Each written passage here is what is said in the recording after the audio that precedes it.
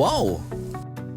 Ito na lang ang lagi kong nasasabi. Kada namamangha ako sa kung gaano kagaling gumawa ng plano ang Diyos.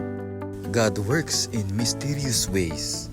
At talaga nga namang His wisdom is beyond compare. Share ko sa inyo itong libro na ito. A Vacation with the Lord. Last 2 months ago pa nabigay sa akin ito. Nag-draw lots pa kami noon kung anong libro mapupunta sa amin.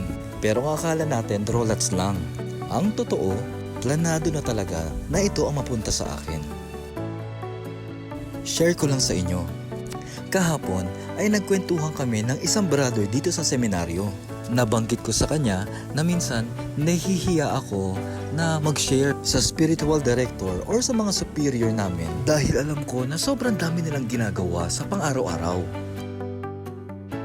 Pagkatapos namin nag-usap ay nagpatuloy na ako sa pagbabasa ng libro.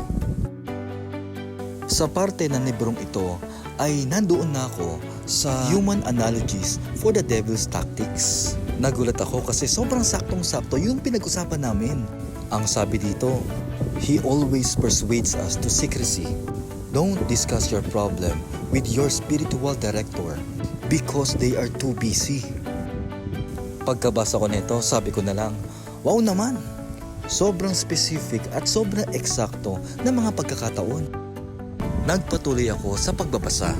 Nandoon na ako sa parte ng The Devil Mimics the Angel of Light. Pagkatapos kong basahin ito, kinausap ako ng isang brother natin na kwento niya sa akin ang reflection niya of the day. At ang sabi niya, the devil is wearing a mask of an angel. Pagkasabi niya sa akin na yun, pinakita ko kagad sa kanya yung binabasa kong libro. Tapos ang nasabi ko na lang talaga, wow naman! Grabe talaga si Lord.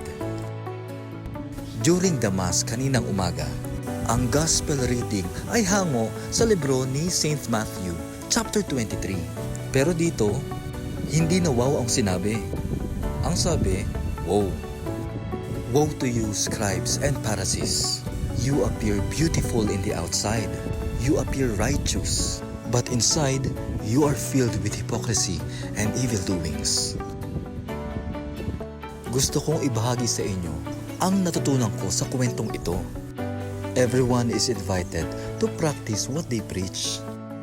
Napakadaling sabihin ang salitang magmahal, pero tayo mismo ang nagkukondena sa kapwa natin.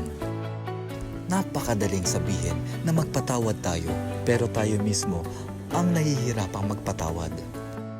Kung anong sinabi mo, gawin mo. Eh di wow!